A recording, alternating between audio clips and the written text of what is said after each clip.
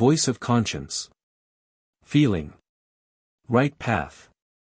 The path intended for you to follow on earth will be repeatedly shown to you, even if you don't receive any direct instructions from me, for I also speak to you in a way which you describe as feeling, so that you can use your common sense, because you will encounter either painful or pleasing situations which will not leave you unimpressed.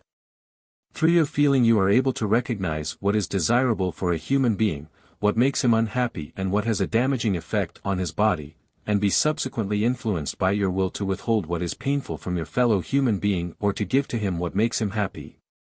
Feeling and intellect by themselves can show you the right path if you lack truthful instructions or if religious instructions don't appeal to you because their origin appears to be doubtful.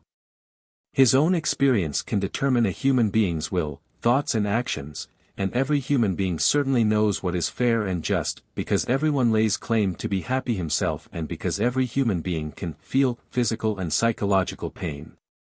The love he has for himself will always prompt him to gain possession of that which makes him feel free and glad, and a righteous way of thinking will also allow other people the same, thus the knowledge of the right path is placed into every person, but how he uses the knowledge he gained through his own feeling and intellectual reasoning depends on his will, which is and will remain free for the sake of his own perfection.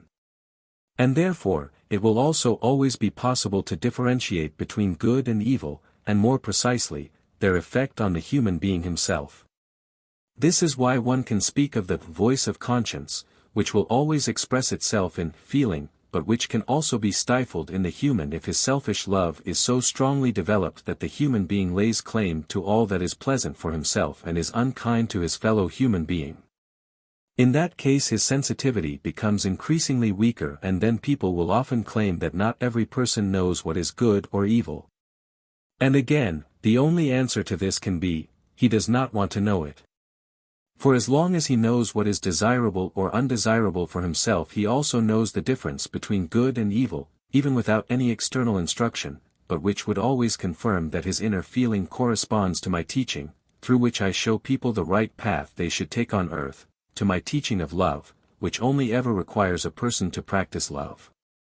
However, where animalistic instincts from the previous time of development are excessively present in a person only the feeling of strength towards the weak prevails, for the forces of darkness take hold of such a person and impel him to act according to their will, but such a possessed person cannot be used as evidence that the path to me cannot be found and taken without instructions from me. For my love cares for all my living creations but allows them to keep their free will. Amen.